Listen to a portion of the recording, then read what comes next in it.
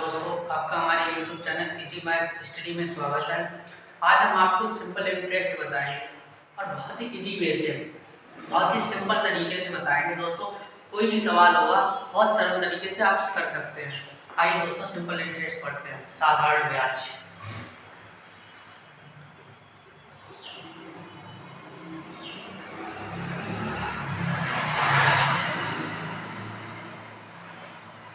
देखिए दोस्तों, साधारण ब्याज कहते किसे हैं? 100 रुपए पर साधारण ब्याज कहते किसे हैं? 100 रुपए पर एक साल में जो ब्याज दिया जाता है वो रेट ऑफ इंटरेस्ट कहलाता है, दर कहलाता है, ब्याज की दर कहलाता है। और ब्याज की दर जो है दोस्तों, उसी को हम ब्याज की दर कहते हैं। जो इंटरेस्ट हमारा होता है 100 रुपए पर एक साल में जो ब्याज दिया जाता है उसी को हम ब्याज की दर बोलते हैं। अब देखिए दोस्तों, साधारण ब्याज निकालने का तरीका।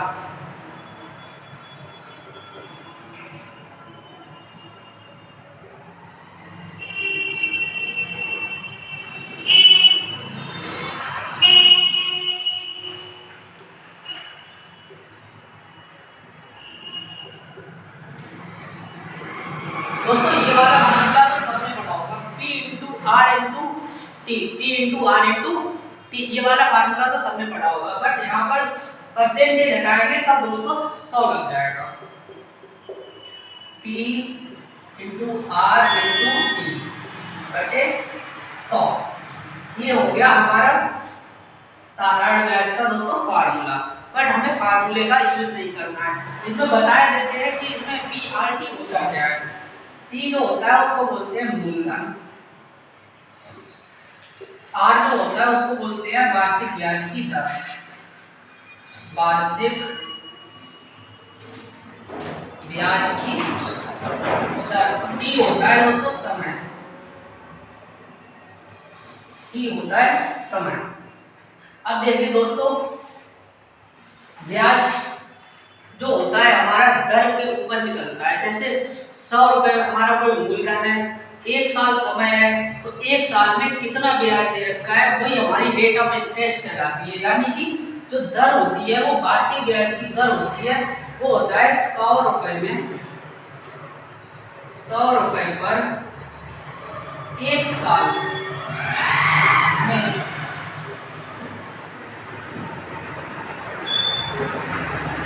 ब्याज होता है, उसे रेट ऑफ इंटरेस्ट कहते हैं।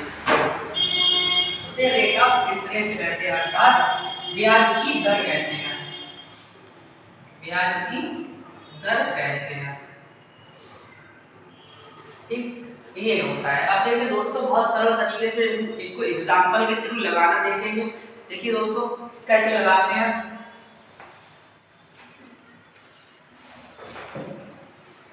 जैसे मान लो हमारा मूलधन है दोस्तों 100 रुपए और दर है 20%, दर है 20%, समय है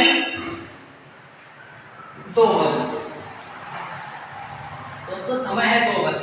अब इसको हमें निकालना है, इसका साधारण ब्याज निकालना है। तो साधारण ब्याज कैसे निकालेंगे? SI, यहाँ से P का मान 100, R का मान 20 और समय 2 वर्ष बटे 100। 100 से 100 कट जाएगा, 20 दूनी 40। ये हमारा साधारण ब्याज दोस्तों 40 रुपए आ गया।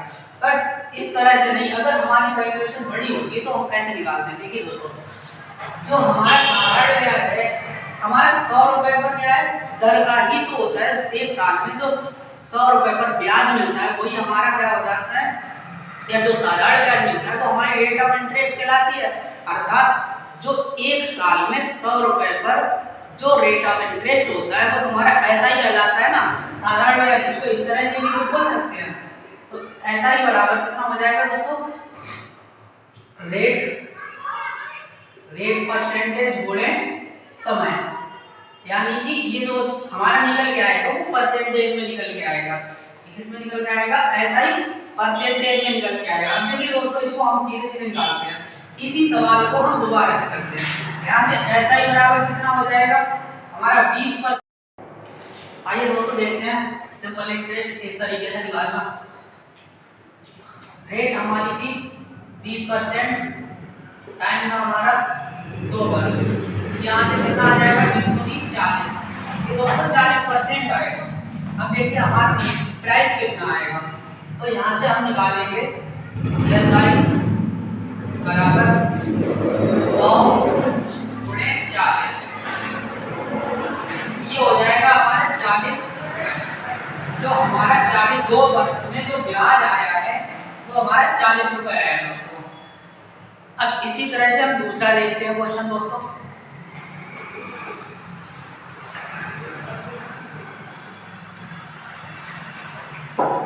मान लो कोई भी हमारा मूलधन दे रखा है, P बराबर दे रखा है हमारा 3000 रुपए। रेट ऑफ इंटरेस्ट दे रखी है हमारी 20%, समय दे रखा है 5 वर्ष, समय दे रखा है 5 वर्ष। तो अब दोस्तों हम इसका यूज नहीं करेंगे, अब हम सीधा सीधा लगाएंगे SI बराबर R% इंटू T। तो यहाँ से क्या हो जाएगा दोस्तों, R हमारा है 20% गुणे T 5 वर्ष, 20 बन जाए 100%। अब यहाँ से हम ऐसा ही निकालेंगे 3000 का 100% कितना हो जाएगा दोस्तों, 3000 रुपए ही हो जाएगा। अब भी दोस्तों बोलोगे कि 3000 का 100% हो गया तो समझ नहीं आ रहा है। अब चलिए दूसरा देखते हैं, इसी सवाल को दूसरी तरह से देखते हैं। मान लो कि दोस्तों यहाँ पर तुम्हारा 5 वर्ष की जगह ले रहे हैं 3 वर्ष। अब 3 वर्ष हो जाएगा तो दोस्तों यहाँ पर भी हो जाएगा तुम्हारा 3 हो जाएगा, तो ये हो जाएगा 20 की 60, तो दोस्तों ये हो जाएगा 60। इसी तरह से अब ये 100 वाला ये भी 60 हो जाएगा, 60%। अब देखिए 60% करेंगे तो ये वाला कितना हो जाएगा 618। अब आप बोलोगे 1800 आया करके। अब देखिए इधर मान लो ये 3000 रुपए है, 3000 का 60% निकालेंगे यानी कि बटे 100 करेंगे जब परसेंटेज हटाएंगे। एक बिंदी से दो बिंदी, एक बिंदी दो बिंदी, ये कट गए 6 18 और एक बिंदी दो बिंदी, ये आया दोस्तों 1800, ये आया। आइए दोस्तों अब ये वाला क्वेश्चन करते हैं।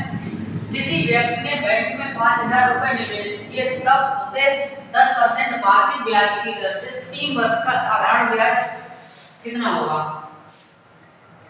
ठीक है, कितना मिलेगा, कितना मिलेगा, साधारण ब्याज कितना मिलेगा, ठीक। अब आइए इस क्वेश्चन को लगाते हैं। इसमें दोस्तों P बराबर कितना दे रखा है 5000, R बराबर क्या दे रखा है 10%, समय दे रखा है 3 वर्ष। अब इसको लगाना है। अब देखिए दोस्तों यहाँ पर हमें ऐसा ही निकालना है, ऐसा ही परसेंटेज पहले निकाल लेते हैं। कितना होगा 10% गुणे 3, तो ये हो जाएगा 10 की 30%। अब ऐसा ही कितना मिलेगा, यानी सिंपल इंटरेस्ट कितना मिलेगा। तो दोस्तों देखिए हमारा प्राइस कितना है 5000, 5000 का 30% निकालेंगे तो कितना हो जाएगा 5000 गुणे 30 बटे 100 बराबर 1500 रुपए। तो कितना आया 1500 रुपए हमारा चक्रवृद्धि ब्याज आया। अब इसी प्रकार से हम दूसरा भी क्वेश्चन लगाएंगे। देखिए दोस्तों अगर इसी क्वेश्चन में मान लो दूसरा बात में लगाएंगे, पहले इसको देखते हैं। अगर मान लो कि किसी क्वेश्चन में अमाउंट पूछ देता तो क्या करते हैं। देखिए दोस्तों अमाउंट पूछ देता तो अमाउंट क्या होता है A बराबर P प्लस SI, ये दोस्तों अमाउंट होता है, यानी कि मूलधन में हम ब्याज जोड़ देते हैं तो हमारा अमाउंट बन जाता है, यानी मिश्र धन। तो यहाँ पर जोड़ देंगे P हमारा 5000 रुपए प्लस 1500 हमारा अमाउंट इंटरेस्ट आ गया, तो ये कितना हो गया 6500 रुपए। दोस्तों 6500 रुपए ये हमने मिश्र धन निकाला है। अगर यहाँ पर पूछा जाता मिश्र धन तो, बट हमारा तो इतना यही ब्याज पूछा गया है, यही हमारा ऐसा ही है, यही हमसे पूछा गया है। ये अगर पूछा जाता तो इतना आता। अब देखिए दोस्तों, इसी को अमाउंट अगर पूछा जाता, मान लो इसी क्वेश्चन में अमाउंट दिया होता, तो इसी को हम दूसरी तरह से निकाल सकते थे और रेशियो मेथड से। मान लो अमाउंट पूछा गया, यहाँ पर लिख लो, देखिए अब हमारी दर कितनी है? दर है दोस्तों 10%। ये दर है हमारी 10%। 10% का मतलब क्या हो गया? 1/10। 10% का मतलब हो गया 1/10। अब देखिए यहाँ पर 10 रुपए पर 1 रुपए ब्याज मिल रहा है। 10 रुपए पर 1 रुपए ब्याज मिल रहा है, तो 10 ये हो गया हमारा ब्याज ही हो गया। और कितने वर्ष का? 3 वर्ष का। 10 1। अब देखिए तो यहाँ पर 10 रुपए पर 1 रुपए मिल रहा है, 10 रुपए पर 1 रुपए, 10 रुपए पे 1 रुपए, तो यहाँ पर टोटल कितने हो गए? 30 रुपए।